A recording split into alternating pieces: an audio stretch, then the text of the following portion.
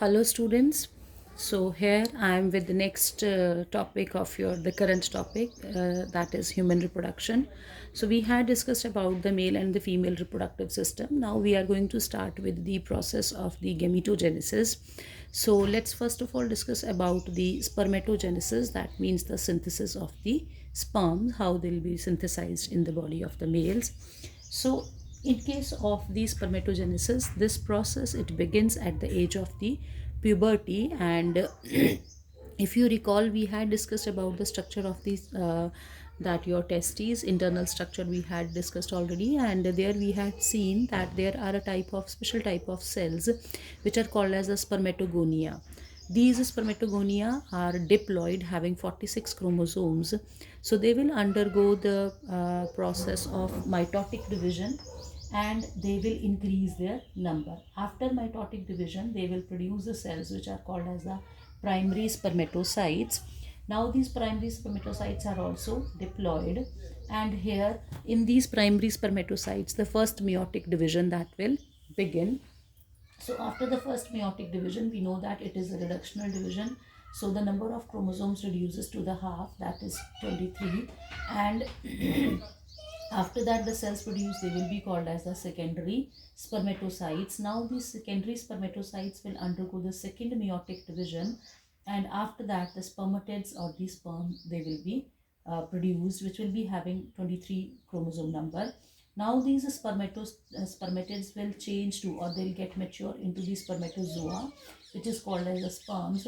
And this process of maturation of spermatids into the spermatozoa is called as the spermiogenesis. When these spermatozoa or the sperms are ready, they will be released from the seminiferous tubules, and this process is called as the spermiation. At this stage, the mature sperms or the spermatozoa are released from the that your seminiferous tubules, and here the sperm head is there in the Sertoli cells, because the function of the Sertoli cells is to provide nourishment to the developing sperms. So this is the sequence of all the steps which occur during the process of the spermatogenesis. Now let's see this all in a diagrammatic view. So this is the diagrammatic sectional view of the seminiferous tubule. So here if you see that these basic cells, these are called as the spermatogonia. These spermatogonia undergo the first mitotic division and forms the primary spermatocytes. These primary spermatocytes undergo the first meiotic division to form the secondary spermatocytes. These secondary spermatocytes will change to the spermatids, and these spermatids will finally mature into the spermatozoa. So here if you see that these elongated cells are there in between, these elongated cells are called as the Sertoli cells, where their function is to provide nutrition to the developing sperms. So this is the diagrammatic, this is the flow chart, both the things you need to practice and to draw them neatly. Draw this flow chart as well as this diagram. Also this diagram is important from your theory point of view, from your NEET examination point of view, as well as from your practical point of view. So you need to draw this diagram very neatly. So this is the way how the sperms are being produced. Now let's discuss about the hormonal regulation of the spermatogenesis, because this is a process which is regulated by the hormone or hormone mediated process it is. So we know that we had discussed about the different hormones in our 11th standard also. So at the age of puberty, first of all, the hypothalamus will secrete the GnRH, that is gonadotrophin releasing hormone. This hormone will act on the anterior lobe of the pituitary gland, and here in the anterior pituitary gland, two hormones will be secreted, that is your LH, luteinizing hormone, and FSH, that is follicle stimulating hormone. These LH, they will go and act on the Leydig cells, and the Leydig cells, these are also called as the interstitial cells we had discussed earlier. And these Leydig cells, they will secrete the androgens, the male hormones, and these androgens will be responsible for the spermatogenesis. And then on the other hand side, the follicle stimulating hormone, it acts on the Sertoli cells, and these Sertoli cells, they secrete certain factors that help in the process of the spermatogenesis. spermatogenesis. So this is all about the hormonal regulation, and this is again very important. You need to draw, revise that. You need to do the revision of this particular in a very sequential manner. So again, I'm repeating: GnRH released by hypothalamus act on the anterior lobe of pituitary gland. It secrete LH, FSH. LH act on the Leydig cells. L for luteinizing hormone. L for Leydig cells. Easy to recall. On the Leydig cells, which secretes the androgens that performs the spermatogenesis. Some spelling mistake is there.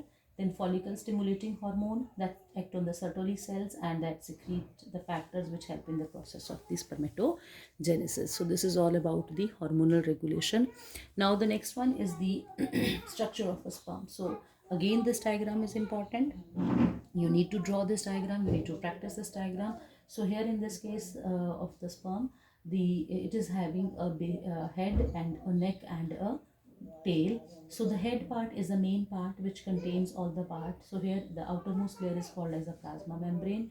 Then this structure is their acrosome.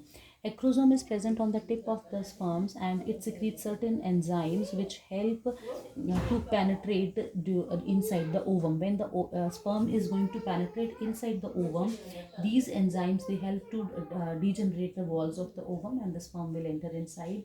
Then next to that is the nucleus containing the chromosomal material. This is the nuclear part containing the chromosomal material. Then comes the neck part, and in the neck part there is a centriole from which this flagellar like structure is arising, which will be making as the tail.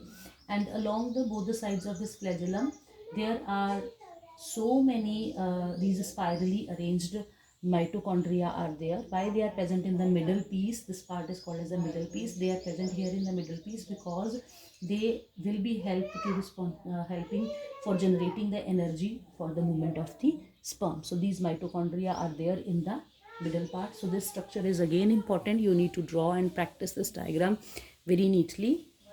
Now the next one is the some facts about the sperms. So one ejaculation in case of males that contains 200 to 300 million sperms. 60% of the sperms have the normal shape and size. Only 40% of sperms, they are having the vigorous mortality, and this is required because only these 40% will be responsible for the process of fertilization.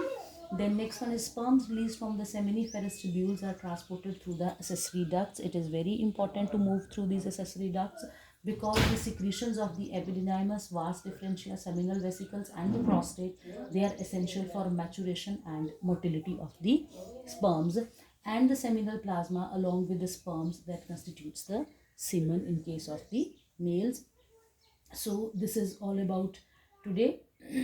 And the homework for today is there that you need to draw the diagram of the that your seminiferous tubule, enlarged view of that diagram of the sperm, the flow chart of the spermatogenesis, and the flow chart of the hormonal regulation of the spermatogenesis. So please do your homework sincerely, revise your topic very sincerely, stay at home, stay safe. God bless you all.